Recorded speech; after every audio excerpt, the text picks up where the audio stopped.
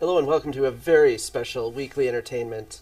I'd like to give a big warm welcome to my very special guest. I'm extremely excited about this, Dr. Grady McMurtry. Thank you for joining us on the show today. My pleasure. Now let's just dive right into this, because, we've actually generated dive right so much... into the gene pool? Exactly. Yeah, okay. We have generated so much buzz over the show, and we're all very excited, so let's just get started. Okay, the age of the Earth. I know this is a hot topic, and it's very hotly debated even on just countless websites and YouTube videos. What is the actual age of the Earth? Well, both biblically and scientifically, it's approximately 6,000 years old. 6,000 years old? 6,000. Give or take a little bit. Okay. You have to remember, I used to be an evolutionist. I was an evolutionary scientist and teacher. Now I'm a creationist. I'm a Christian. And when I was an evolutionist, of course, I was being taught about millions and billions of years. I was taught that these things happened at this time, these things happened at that time. Man never saw a dinosaur, etc., etc. And of course, when I was being taught this, I was only being taught one side of the issue. I was not being taught with good educational technique. I was not taught to think critically. I wasn't shown that there were two sides to the issue. And so I simply was parroting and very good at parroting what I had been taught.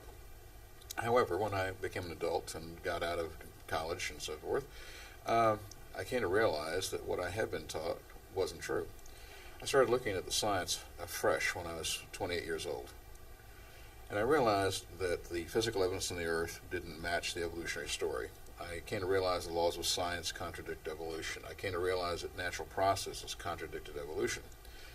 And so I started acquiring knowledge that I had been censured from seeing before, because evolutionists only show you that evidence which supports their position.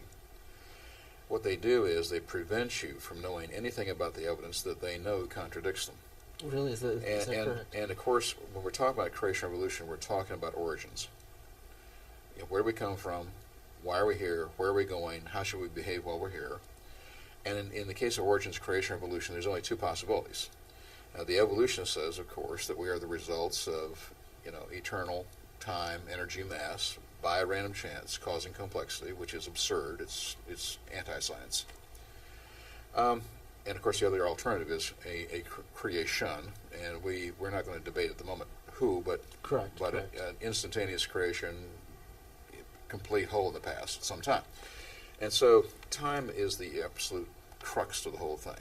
The evolutionist lives and dies by 8 words. Give me enough time, and anything can happen. Now, on the surface, people will say, oh, well, yeah, give me enough time, anything can happen. But the truth of the matter is, of course, that number one, if you think about it, it's not true. If you think about it, there's lots of things that would never, ever happen, regardless of how much time you had. So the basic argument is false to start with. It sounds good on the surface. Things which seem logical, seem plausible, are not necessarily true. It really does, like how we evolved from small proteins. And well, of course, and that's just it. It's impossible biologically for this to happen. But time is the biggest issue of all, because if the Earth, universe were old, it wouldn't make evolution true. It would say maybe there had been enough time, but it would not make it true. But if it is young, no theory of evolution could possibly be true. So what I came to realize is that there are many scientific arguments for young Earth, young universe. As a matter of fact, they're called geochronometers. Geochronometers, okay. Now, the word geo, like geology, geography, correct, means Earth, matter, or it can mean universe. Chronometer is a timepiece, a clock. And so a geochronometer is an Earth time clock or a universe time clock. Today, I can say to you that we have near 300 scientific arguments that the Earth, the solar system, the galaxy, the universe are, in fact, only 6,000 years old. People don't realize this because they have been indoctrinated by public school. They've been indoctrinated by TV programs, by movies, and all kinds of, even advertisements promote evolutionary concepts. Oh, sure. That's what I learned. Even I actually went to Catholic schools my entire life, and we were taught the theory of evolution. And the Big Bang happened about 30 billion years ago, and we all came from cosmic dust, basically. Well, of course, but the question becomes, where did the dust come from? Exactly. What existed before the Big Bang? There's a regression here where evolution becomes false. Okay. And you mentioned Catholic schools, and not to bash the Catholic schools, Right, but correct. I would say that in general, most Catholics in the Catholic schools teach a form of theistic evolution. That God's the creator, here's the Bible. Well, sure. But that supposedly, in science, we've proven evolution true, so they teach evolution in a Christian context. And anytime you do that, whether it's a Protestant church or a Catholic church, Right, whatever, right. you're producing theistic evolutionists. That's the big term for it, that God used evolution to create. I looked at that, but I have rejected it. For one reason is the geochronometers. Now, again, there are many simple geochronometers. What people don't realize is evolutionists do not have one single scientific proof it's old. What evolutionists do is they have 5 arguments to suggest it's old. And of course, one of those is just it's big. It just looks old. I mean, those kind of terms. That's true. And remember that evolution is religion. It's if you is. take a look at atheistic evolution, it is an attempt to say no God is necessary, that there's no outside creator, designer, God, that everything is naturalistic, mechanistic, came about by random chance processes. Now, first of all, random chance will never produce an increase in complexity or intelligence. And so the whole thing, again, is utterly false scientifically. But just by the nature of it being random chance, it could, though, in and of itself, couldn't it? No. Just by its very nature of being random. Well, that's just it. It cannot, because new beneficial information doesn't come about by random chance processes. Okay. The only way you'll get an increase in intelligence or complexity is by the input from a greater intelligence. Okay. If you think about it, that's what schools are supposed to be about. You would I don't think, say they always yes. are, but that's Right. what they're supposed to be Right. about. And so evolutionists kind of convince people with this false concept it's old because it promotes their religion. It promotes their worldview. It allows them to live a life without consequences. That's what evolution is all about. Evolution is a religion where there's no consequences. You can do whatever you want in your lifetime because when you die, you're going to cease to exist. You're nothing but a thinking animal that came about by random chance processes. Right, That's right. the idea. And so you can do whatever you want because there's no such thing as sin, because there's no lawgiver, there's no creator. You're not responsible to anybody for anything of your actions. And so it allows you to believe that you can lead a sinless life without Jesus Christ. Exactly. Ultimately. Or you're basically your own God theory as well. Well, of course, that's just it, because you have to have a lawgiver to have law. Right. When there's no lawgiver, you do what Adam and Eve did in the garden. The first sin was the initiation of human autonomy, the start of law unto self. And so time, though, is the biggest issue. Did people evolve, etc.? Well, there is no proof for human evolution from apes and primates and so forth. As a matter of fact, we're not even genetically related to them, That's correct. even though evolutionists promote the concept. And so there are simple, basic geochronometers. Now, some of them, yes, some of them are technical. But let's just talk about, I think, the single strongest argument for young Earth out of 300. Okay. And that's the decay of the Earth's magnetic field. Now, the Earth's magnetic field is decaying like radioactive material decays. Over time, the energy is being used up, so to maintain the system, the energy is being used up, and so there's less and less energy in the system over time.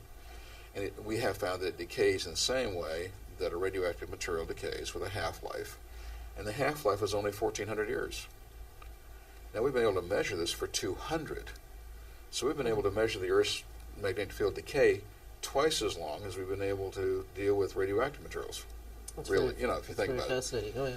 And so we've got a really good handle on this. It's not just a measurement of 5 or 10 years being extrapolated, it's 200 years. And the extrapolation is only to 1,400, so it's a pretty good window scientifically. And so what we see is that, number one, life on Earth will not exist for a long time. I mean by that billions of years. In fact, life on Earth will cease to exist within a few thousand years, should the Lord not come back, simply because the Earth's magnetic field protects us from deadly radiation, primarily from the sun. And once that decays, then we're in big And as trouble. it decays, this is one reason why cancer rates are increasing. It's not the only one. It? Okay. Not the only one. But because the Earth's magnetic field holds the Van Allen radiation belts in place, as the power is weakened, the radiation gets closer, more of it's leaking through, and we're getting more and more radiation. Well, It's that's something to natural. think There's about. nothing you can do to stop it. But Correct. But if you go back in the past, the magnetic field would be stronger, and that would push this radiation farther out into space, and that means we would live longer, such as the Bible talking about how people live to be 900 years old. Well, right, exactly, yeah. And this is only one of 19 medical scientific reasons which in combination would have allowed people to live to be 900 years old. These are things I teach about. So, first of all, it also limits the age of the Earth to less than 10,000. Because the Earth has to be less than 8, really. I mean, here in the general Detroit metro area, you have some very good health programs here. And so one of the things that people are familiar with would be an MRI. Correct. I've noticed that as years have gone by, I ask my audiences when I'm talking to them, how many of you have had an MRI? And the percentage keeps increasing. Today, it's generally about 2/3 of the audience. Oh, wow. You know, children Okay. and adults have had an MRI. So that works on putting your body inside of a big electromagnet and hooking it up to a computer, and we can image what you look like on the inside. And I think you'll agree that's better than cutting you open. A lot better. A lot better, okay. Yes.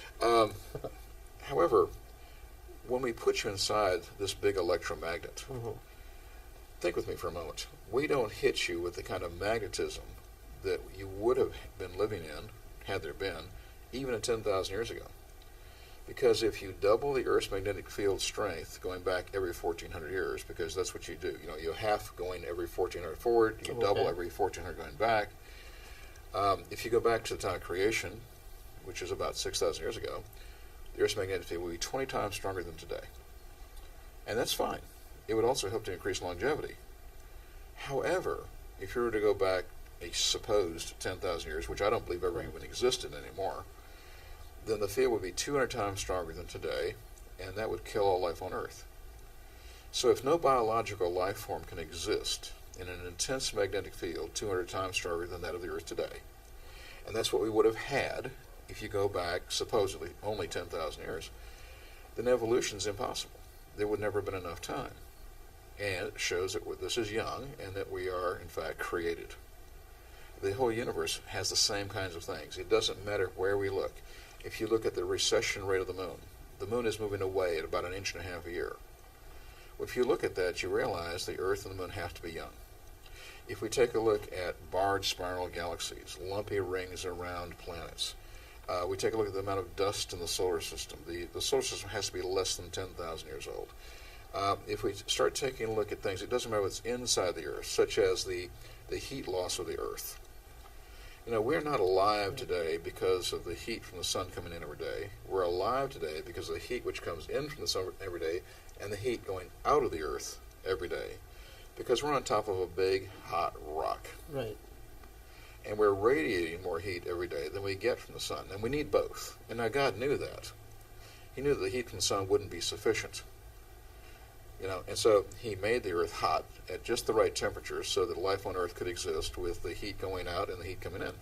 Right, exactly. The Earth is in a perfect spot to form life. Well, we're in what's called the habitable zone. Yes, exactly. If we were just a little further away, we'd freeze. A little It'd be too closer, cold, it'd be it'd too be too hot, hot, and so right. forth. And we're in that habitable zone. And there are many things. I mean, the Earth rotates in a roughly 24-hour period, as we think. We have water. We have Oh, well, it's a water, plentiful amount of water. planet and so forth. But if the Earth were rotating at only 1/10 as much, and the day was 240 hours long, we couldn't exist because the temperature on correct. one side would hit plus 200 and the other side would hit minus 200, and no life form exists in a 400-degree swing. And there's, you know, things like this. Other ones that I think you live right next door to what I'm going to call a regional or local geochronometer. Now, the Great Lakes empty into the St. Lawrence River. The St. Lawrence River enters into the northern Atlantic. Now, I live in Florida, and of course on the Gulf Coast area. very nice. 6 months out of the year, it's fine. The other 6 months, I wouldn't give you a nickel for it. You know, how much happier being up here where it's cooler in the summer. Oh, wow. But at the mouth of the St. Lawrence River, at the mouth of the Mississippi, at the mouth of the Congo, the Amazon, Ganges, Indus, Volga. At the mouth of all the world's great rivers, there's only 4,500 years of accumulated mud. Now that tells you that the entire earth was completely flooded, called the Flood of Noah, which was approximately 4,500 years ago. It's actually about 4,350, okay, but we're not going to split hairs. So that means the continents have only been eroding for the last 4,500 years since the time of Noah's flood, and the evidence is there to prove it. I have a DVD on the Waters Cleave where I show the maps of the ocean floor where you can see this for yourself. These are not contrived. These are genuine maps of the ocean floor. And you can see there's only 4,500 years worth of mud at the mouth of the St. Lawrence or the Mississippi or the Amazon. And we start taking a look at things like that as a regional, what's called a regional, local argument for young Earth. But then again, you had mentioned to me before the program, carbon-14. Yes, the carbon-14 dating. Now, carbon-14 doesn't work. Potassium argon, rubidium strontium, uranium lead, all of these supposed what are called radiometric dating processes don't work. They all start with 6 fatal flaws, 6 fatal assumptions. Carbon-14 has 15.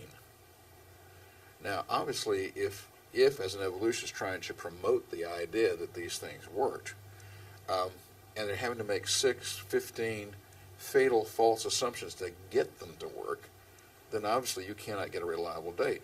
Right, exactly. There's only one thing that carbon-14 is valuable for, period, and that is a proof of a young Earth. So I'm going back to an argument for young Earth. Carbon-14. Now, radiometric is that word, radiometric, is the supposed use of the decay of radioactive materials, whatever it is, to supposedly measure the amount of time since a creature lived or an event occurred. So carbon-14 is used with dead animals, dead plants, dead people, because that's what we are really interested in with it. But other things, such as potassium argon, supposedly date volcanic materials. But none of them work. First of all, let's think about this. All of them, well, we don't know the initial conditions. All we can do is measure what's here and now. That's true. You bring up a good point there. So if you don't know the initial conditions, you can't possibly tell what's happened in between. They're assuming constant decay rates, but we now know that decay rates vary. Decay rates vary by environmental conditions, and here's one that's really intriguing. We just recently found out that the rotation rate of the core of the sun, not the whole sun, but the core of the sun, actually changes decay rates on Earth of radioactive materials. And we don't know why, but we're looking into it. So decay rates can be changed by environment.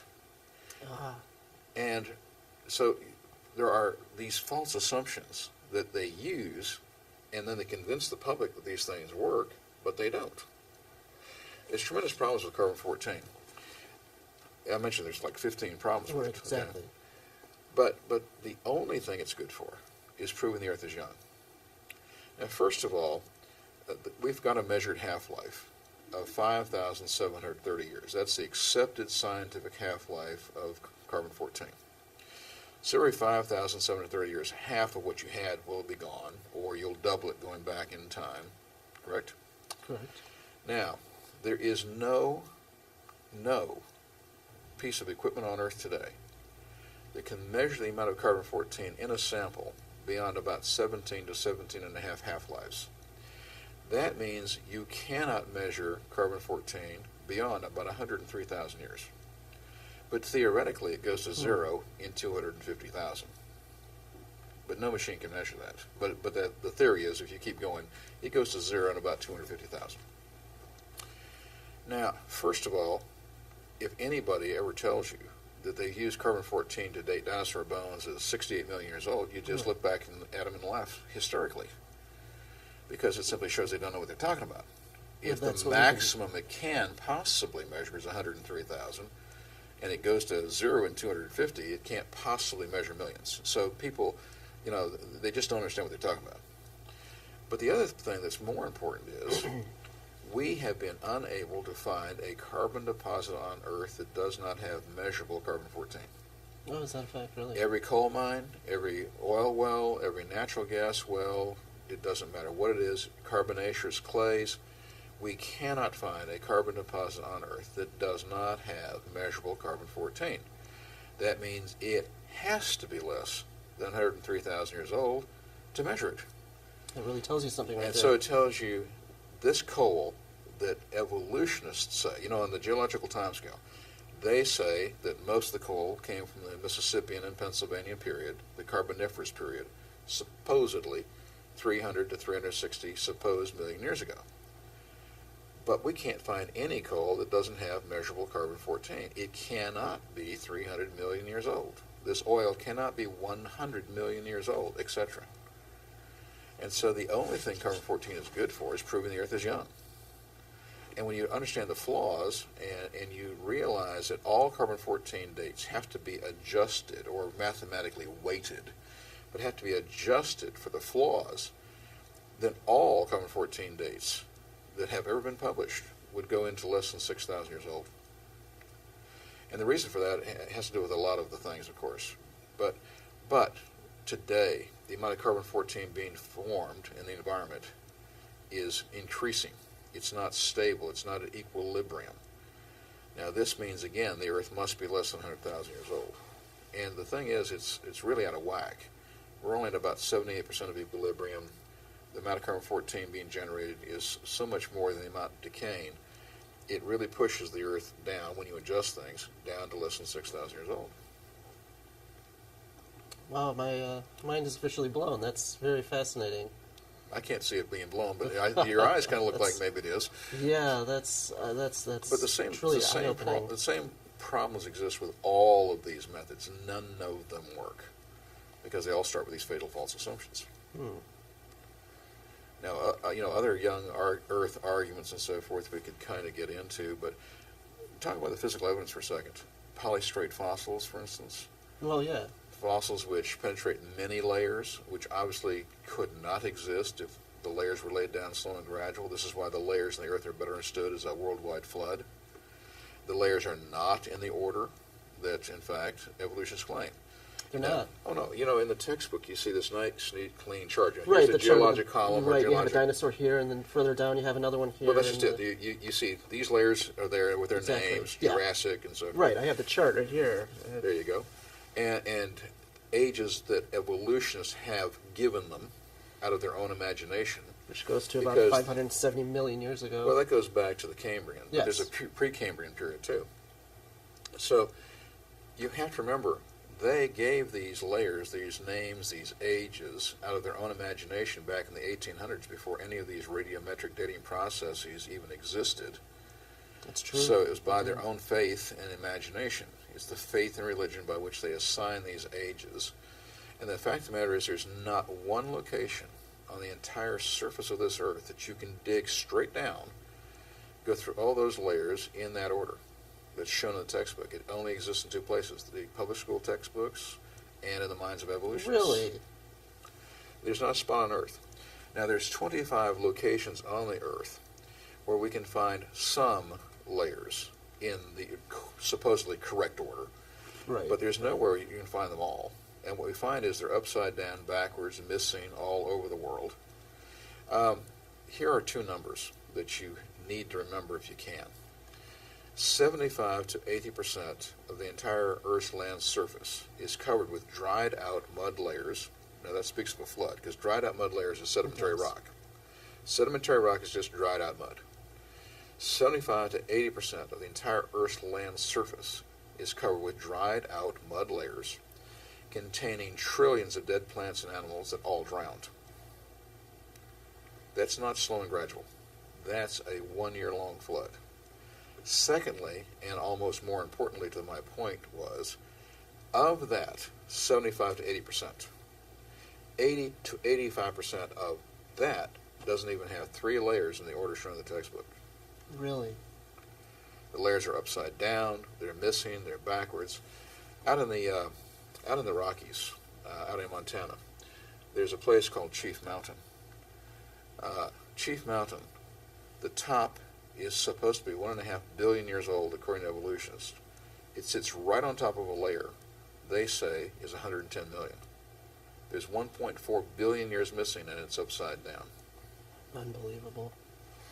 Well, that is the end of this segment, unfortunately. We're going to come back for another one, and I want to get more into the flood.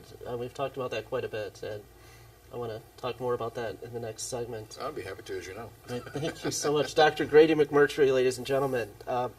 Join us next week for part 2 of this exclusive interview. This is mind-blowing material here, and he lays down such a compelling case. And join us, won't you? And maybe we'll learn some more next week. This has been Weekly Entertainment. Thank you for joining us.